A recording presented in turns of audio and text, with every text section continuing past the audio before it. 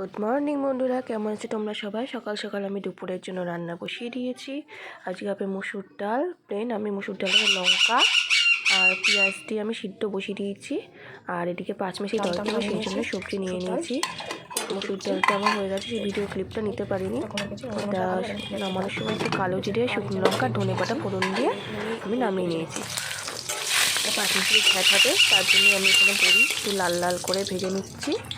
আর সাথে একটু বাদামও ভেজে নেবো, যাদের পছন্দ তারা দেবে। তো বাদামটা আমার ভালো লাগে একটু নিরামিষ তরকারিতে, তো আমি সেই জন্য বড়ি আর একটু লাল বাদাম ভেজে নিলাম।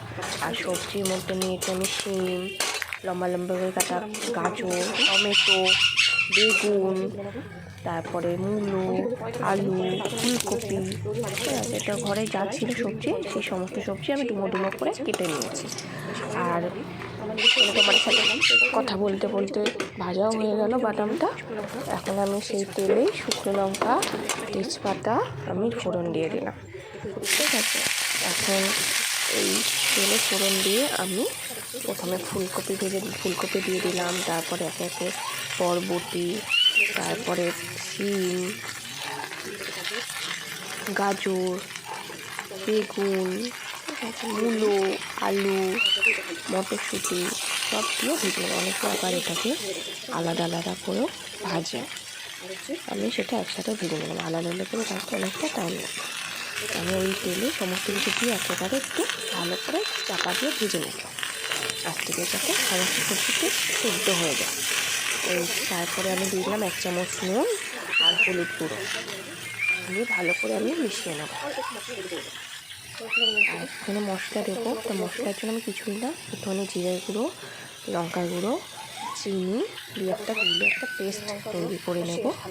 সেই পেস্টটাই আমি মশলা হিসেবে ইউজ করবো। আমি খুব একটা তরকারিতে মশলা ইউজ করি না, আমার আগের ভিডিওটাও তোমরা দেখেছো। আর ওইটা দিয়ে আমি মশলা দিয়ে আমি একটা পাতলা নর্মাল ঝোল সবাই খেতে পারবে, তো সেইটাই আমি দিচ্ছি। এখন এই যে ভালো করে দেখে না ভাজা হয়ে গেছে। এখন বাদাম আর বড়িটাকেও আমি ওর মধ্যে মিশিয়ে নিলাম, আর এই তুলে রাখা মশলাটাও আমি দিয়ে দিলাম। দিয়ে ভালো করে নেড়ে চেড়ে এই জল দিয়ে কিছুক্ষণ ফুটতে দেবো। তো আমার এখানে পাখি রয়েছে, হয়তো ভয়েসে শোনা যাচ্ছে পাখির আওয়াজ, ঠিক আছে, কিছু মনে করো না, ভয়েস ওভারে হচ্ছে অসুবিধা। তো মশলা ধুয়ে বাটিটাও আমি দিয়ে দিলাম, জলটা আর কিছুটা জল আমি দিয়ে দিলাম, ভালো করে মিশিয়ে নেব।